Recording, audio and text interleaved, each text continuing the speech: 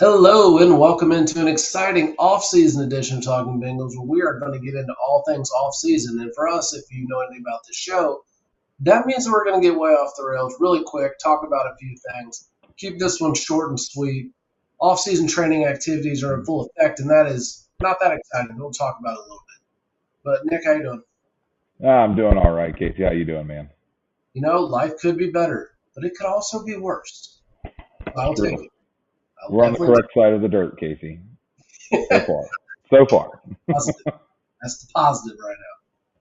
But looking at what the Bengals are up to right now, off-season training activities, Trey Hendrickson drama still going on. The last I checked, first-round pick is still not practicing because he wants more money guaranteed things for rookie contract bull crap. And you know what? I'm over it. I'm just gonna go ahead and just say it right now. I am over athletes whining and complaining about money. I'm just over it. So we're not gonna get into it a whole lot. Trey Hendrickson, I did find out something hilarious. We're gonna get into him first. So Trey Hendrickson's contract, he's threatening to sit out, right? Like he's like, I'm not going to play. I'm going to sit on the bench all year because I'm a baby. Sure, look me up, Trey Hendrickson. I'm not scared. Anyways, if he sits out 10 games, his contract rolls over. So he has to be a Bengal again next year. So all of this he's doing is just posturing, puffing his chest, and honestly making himself look like an idiot.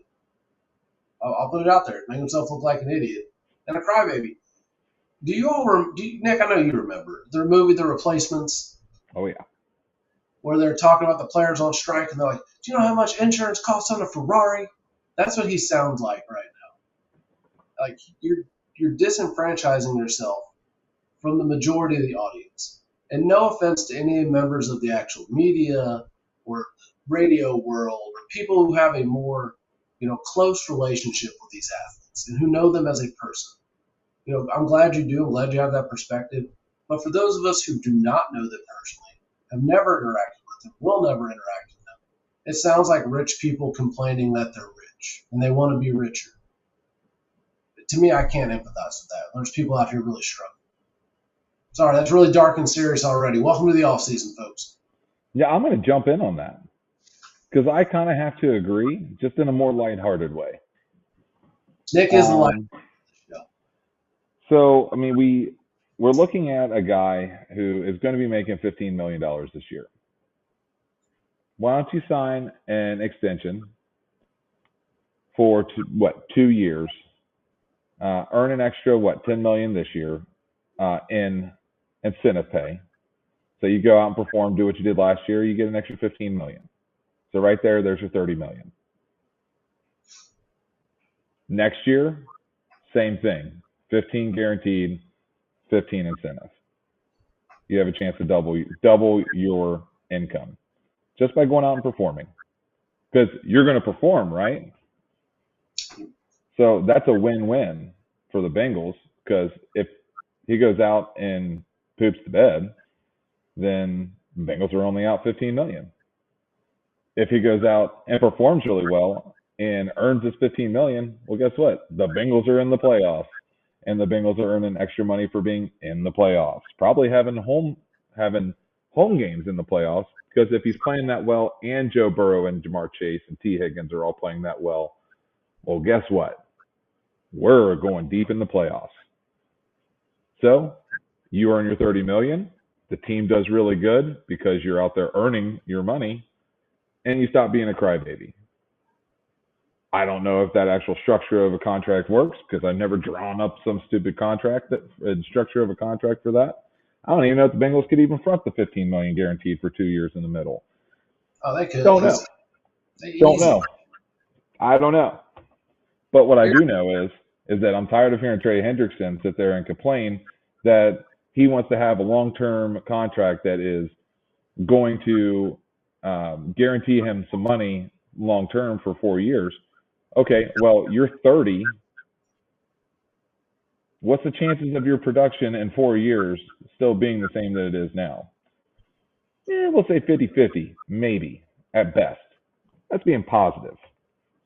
If he's still producing the same that he has the past few years and 4 more years, I'm not a betting man, and I would never actually place this bet, but I'd put my retirement on it that he's not. Yeah. And that's I not very much money, especially compared to what Trey Hendrickson is talking about trying to get guaranteed a year. Okay? So, I mean, let's look at it this way.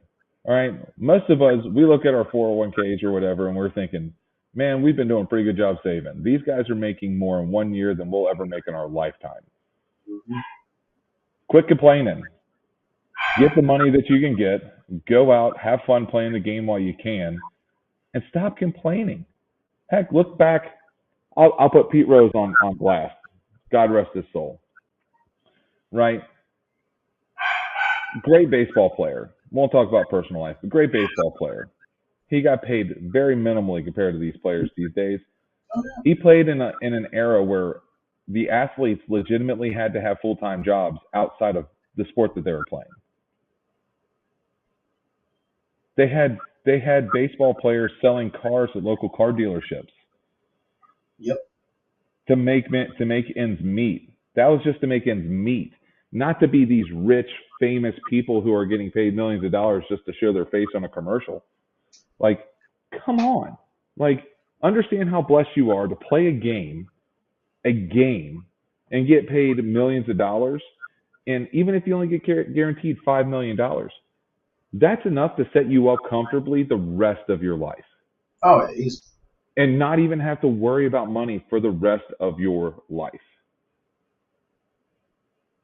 Like, it's just absolutely asinine to me.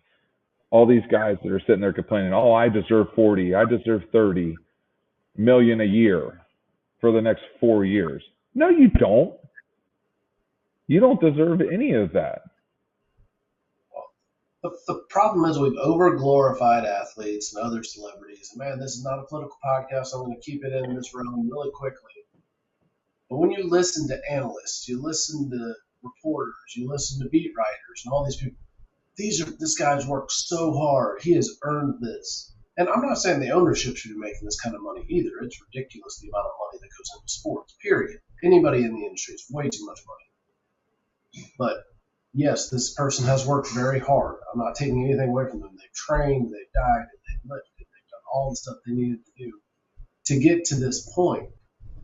But the guaranteed money to me is silly because you knew what you were working for, and you knew if you get injured, that's it. You took your shot, you missed your shot, life sucks, go on.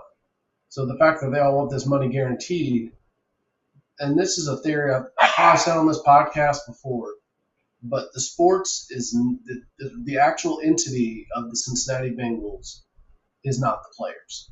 It's not the coaches. It's not the ownership. It's the fans. It is 100% the fans. Because if the fan base dried up like that, there's no team. There's no market. It is a business.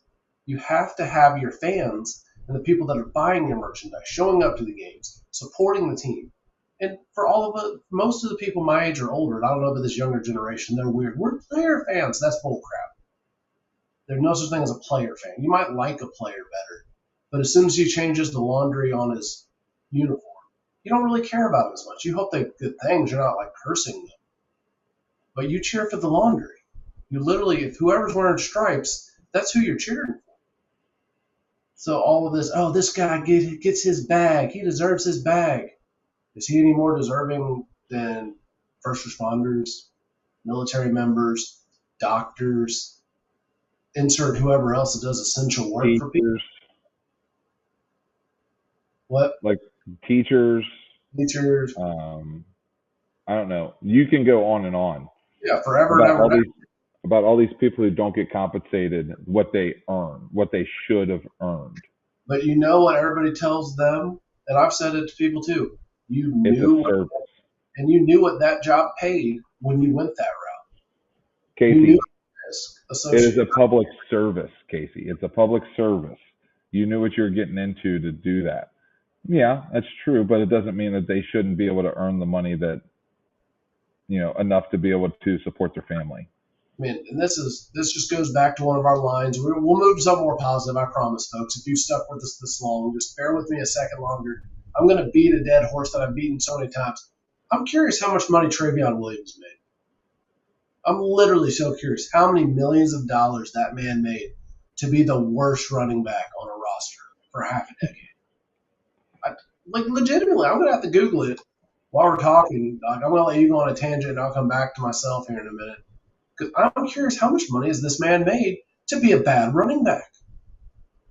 Like he's compared to like what did James Brooks make? Like it's not even gonna be close. I So mean, yeah, heck, even league minimum now is more than most teams' salary cap back in the 80s. oh yeah, easily.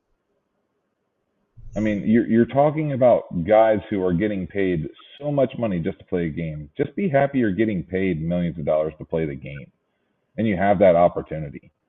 There is a lot of people that wish that they had that opportunity that never got the shot because they just weren't good enough.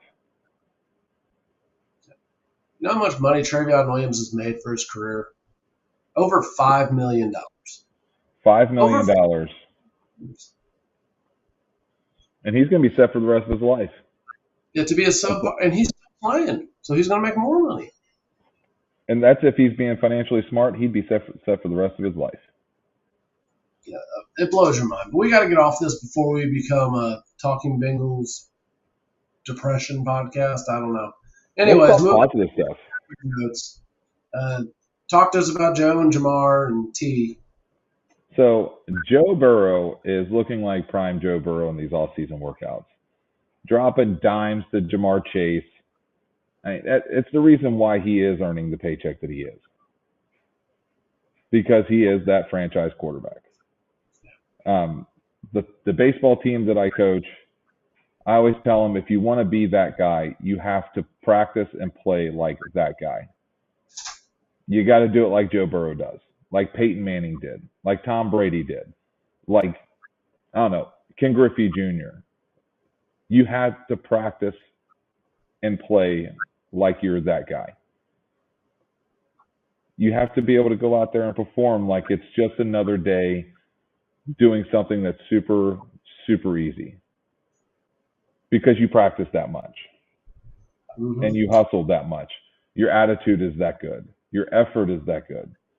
Like, it's the same thing that I'm trying to teach these young kids on the baseball field as what Joe Burrow is actually doing.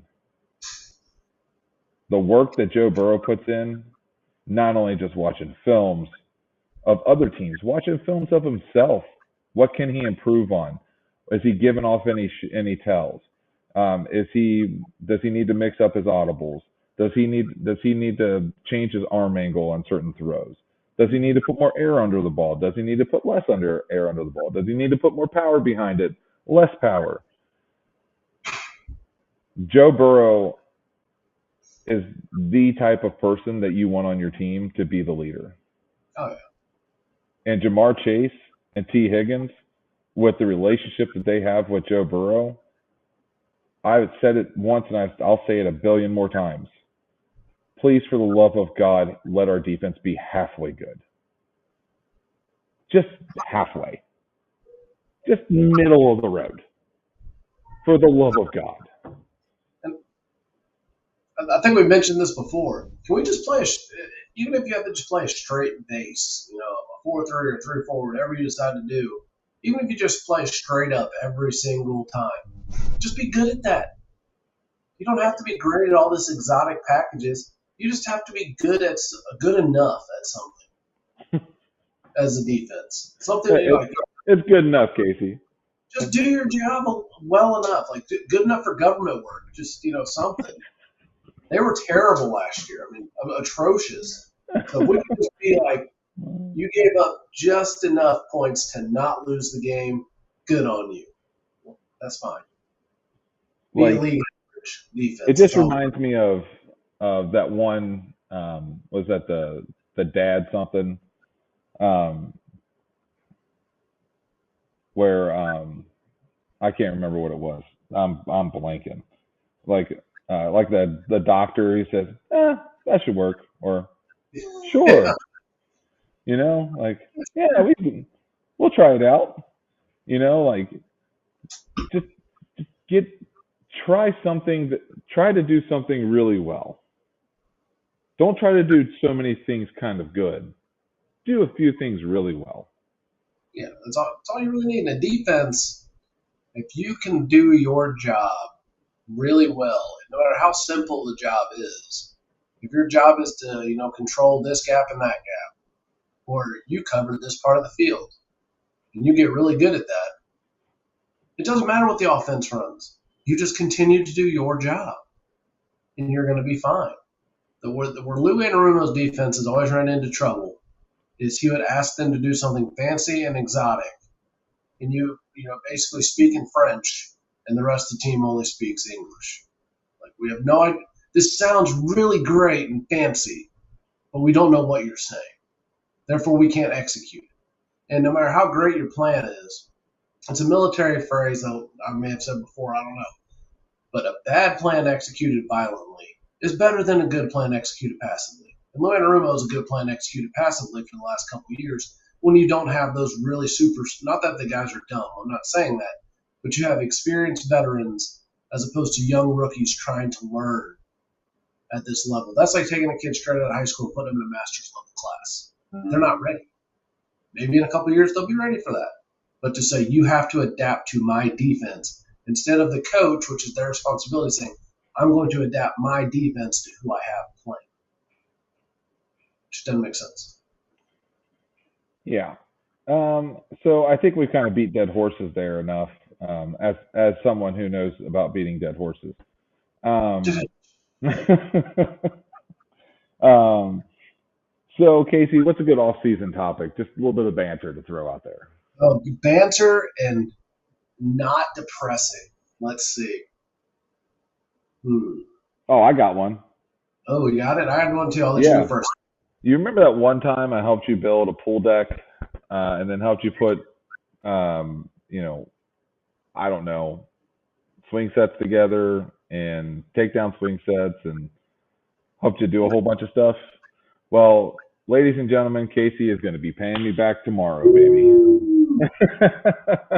Well, I'll work your thing. All like 2 hours of it. That's all I got. That's all he's got. His back's going to give out at 2 hours. It's going to be a hard deadline. Done, son. No, it'll be fun. Get out there. It'll be a nice day to be outside. I like it. I got one for us. A little bit of fun. So let's say you have a son who plays football on fourth grade, playing Pop Warner football or Pee Wee football, whatever you want to call it. And your son's team has maybe 15 or 16 kids on it. Most of those kids maybe have played football before, but not really a large group of kids. Most of them are, kind of running back size or smaller. There's a couple kids who are bigger. Do you think that your kid is the most athletic kid on the team? Your kid is also the biggest kid on the team. Mm-hmm. Do you advocate for your child to be someone who will block for the smaller, maybe less athletic, but just as quick?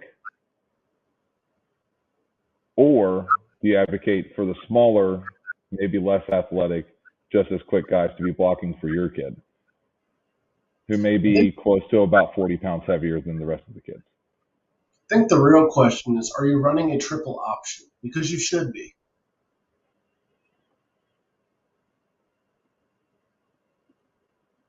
Just at face value. Dang it, I make it hard. I want to see the triple option in action. Because anytime you have a huge quarterback, the triple option is the best way to go. But I would say, yeah, you put your most athletic player in a position where they're going to make the most athletic plays. And if they're that much bigger, they can probably, shed some tacklers and make some plays.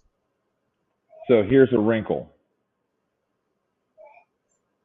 The kids who would be blocking for your son are half his size and are afraid to block. Well, and the kids that they're blocking are your son's size. If they're afraid to block, they're also going to be afraid to run the ball. Okay. So I mean Would you rather them running the football, or would you rather them blocking for someone who's not afraid to run the football, but the person who's going to be running the football is going to get creamed every time? oh, but I think you can scheme something up. To me, you could scheme up some kind of blocking cover. Like, It's essentially like trying to put it would be essentially like trying to stop a flood with a chain link fence. yeah. Well, I mean, what if you just QB sneak almost every time? You Throw can your line up over the center, and the center essentially we got the snapper. yeah. So, but if you have but you could come up. I feel like you could scheme that. I would want the most athletic guy at quarterback. Okay. And and quote the replacements again, and not be politically correct. That's why girls don't play the game. You suck it up. You're going to get beat up, but that's what you signed up for as a quarterback. And if he's that much bigger, that much faster, stronger, tougher, he's gonna figure it out. And basically, as well as I do, even at that age, there's some point where you come up to those other guys and you grab them by the face mask and you say, "Freaking block someone, or I'm gonna kick you in the teeth." Like, figure it out, dude. You got to figure this out. And a lot So of peer-to-peer. obviously, this is hypothetical because I'm just kind of dreaming this up.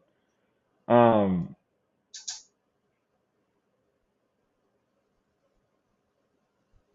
okay, let's do a new topic. You pick one. Woo, got one. Would you rather spend an afternoon golfing or fishing? Fishing, Word.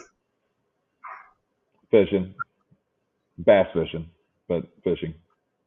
I don't know. Might do lazy day fishing and take a nap in the middle of it. Just tie the string. Be ready for it if I hear it. Well, if I wanted Take, to be lazy and drink beer, I'd just play golf. that's not full lazy. You can't nap in golf easily. You can nap and fish. Why do you think I have you go with me and drive the cart? I nap while you're trying to find your golf ball. Just take. I will have you know, the one time I played this year, I did really well. So you didn't lose a golf ball. No, I lost 3, Wow. Okay. which is really well for me. You're proving my point here. Really, to me, Now, well. Other off-season topics. Let's see. movie genre. Would you rather have? Would you rather watch a horror flick or a romance movie? Romance. For me, it's kind of gonna kind of depend. No, you just went straight genre. You didn't let me specify what exact type it was. Because see, anytime I think horror, I think gore, and they're just shock gore factor for no reason. It's not entertaining to me. It's just pathetic. At least the romance, maybe there's a side character that's comedic relief that you're like, yeah, that guy's pretty funny. The rest of the movie may suck, but that guy's pretty funny. Or gal, it could be either one. They're pretty funny. Okay, I got another one for you. Ooh. A comedian who can be funny without using curse words, or a comedian who's only funny because of the curse words they use and their timing. Oh no, that's an obvious one. Without Yeah, so much more 100%. talent, so much more talent if you can do it without. If you have to, that's the reason I had to stop watching comedy movies for a while because it's literally just people cussing, thinking it's funny. When it's like you don't have any comedic timing, it doesn't make any sense. Like Jeff Fox really drops in a D word or an H word every now and then, and that's about it. Like he doesn't need it. Bill Engvall, same way. Cat Williams drops some, curse words, but they're very well timed, and most of his stuff is just funny without it. So if your whole act is I'm going to drop an MFer here and a GD there, that's not funny. It's not talent. So I like the clean comedy. I really like dry bar comedy. The guys who can be funny without me drinking. That shows to me that they're actually really funny. I like Jeff Allen. Um, oh, there's a couple Christian comedians that are really good about. Oh, I can't remember his name, but he's really good about using. It's his last name's Die. He does really good about being able to use like biblical references and using that for humor, but still not be like really offensive, Yeah, but kind of offensive. Because I mean, honestly, if it's not really offensive at all, it's not really funny. yeah, that's true. Gotta be Like a little. comedy's got to be a little offensive. Yeah, I mean, if you don't like Bible baseball, then do you even know what comedy is? That's hilarious. All right, I'm gonna think of one for you, and then we'll get ready to move to closing thoughts here. Hmm. A movie genre or movie specific type question. Would you rather watch a World War II movie from the German perspective, and Americans are the bad guys, or would you rather watch an alien movie from the alien perspective where humans are the bad guys? This is going to come down to simply being curious about the other side, simply curiosity. Because obviously, what Germany did in World War II was atrocious. But I would I would say that it would be interesting to understand the other side of the conflict, because to see where Germany was coming from after World War One and seeing all that from a German perspective, going into World War II and all the atrocities that happened and how they got there, I think that that could really help us for future reference and how to avoid that. Yeah, I agree. I think it'd be interesting. I mean, I watched Letters from Iwo Jima, which is from the Japanese perspective. Very interesting movie. Oh yeah, I mean, I think it's a really good practice to take your thoughts out of it and try to think of it as from the other side of things. So that So way you try to balance out your thoughts and kind of challenge yourself. it's a human error, like mentally, that we paint people as subhuman or unhuman or whatever human. But the problem is that you are human. And I'm not saying anything that the Germans, Japanese, the Americans have plenty of terrible things in our history too. And I'm not trying to say everything's comparable or put things out there. What I'm saying is human beings have the capacity for great evil. Human beings have the capacity for great good. And man, this is a football podcast. What the heck am I talking about? But anyways, I'm just going to go ahead and just finish my thought real quick. But yeah, just remember that everyone involved in that is people. So you need to look at it as a person, like Nick said, from that perspective and understand don't allow yourself or people to fall into these thinking traps. And I think it's a good practice to just try to understand the other side.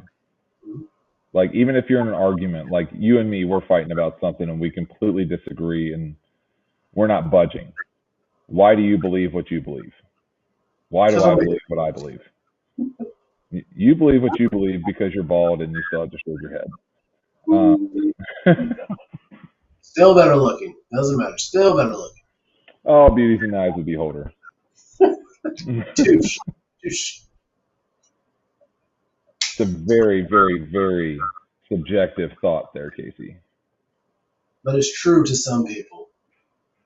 Uh, I'll give you that. Your wife thinks that you're more handsome than I am, but my wife thinks I'm more handsome than you. So Hey, there we go. Hey, we're both right. Works out. See each other's point of view. Proof in action right here. hey, my mom told me that I was the most handsome little boy she's ever had. I'm the one of three sons, and she says it to all three of us boys, saying that we're the most handsome of her boys. I think she's She's repeated lying. that times. Yeah. I think she's lying to me, Casey. Well, this is I don't even know if we were on the rails at any point tonight, but what are your closing thoughts? Closing thoughts: trade, just sign a contract to be done with it. Nobody else is going to give you money that you're thinking about because you're a one-show pony with rushing the passer. Jamar Chase, T. Higgins, Joe Burrow, keep doing your thing. And I can't wait for the season to get here so we can stop talking about some of this crap. Yeah, you kind of stole my. That was my final thought. Is can we just get out of the off season, because the older I get, the less patience I have for the off season. I just don't care for it. I don't really care about. There was a time in your life where you really loved the players. What we talked about a little bit earlier, and you cared so much and so deeply. And now it's just from a 50,000 foot view. I don't really care if Joe Burrow goes to a Met Gala. I don't care if Jamar Chase and T. Higgins bought matching Ferraris. I don't care. Play football. Win Super Bowl. All I care about. Yep. Literally it. Whatever else you do with your free time, I'm going to sound like an old guy, but you're young. You're a kid. Do your thing. You want to buy flashy stuff with your money? Good for you. I don't care. So, final thought. Let's get to football. Let's have better things to talk about than the silly crap we're talking about now. Amen. And that's going to do it. Check us out on our socials, or don't. We really don't care. I'm just kidding. We do. Go out there and like and follow and subscribe, all that fun stuff on YouTube, Facebook, X, TikTok if we're still there. I don't know. Our social media coordinator is, kind of on a milk carton at the moment, so we'll figure that out. No, Casey, he is now lost on the Oregon Trail. He got snake bit. If you see him, please let him know we are looking for him. And try to find the cure for the snake bite, because we would like to have the cure on hand for next time. Hunting is not the cure, no matter what Oregon Trail tells you. It's not the cure. Yeah, don't suck on the snake bite. It's a bad practice. And on that note, have a wonderful week, everyone. We will talk to you later. Good day. Good day.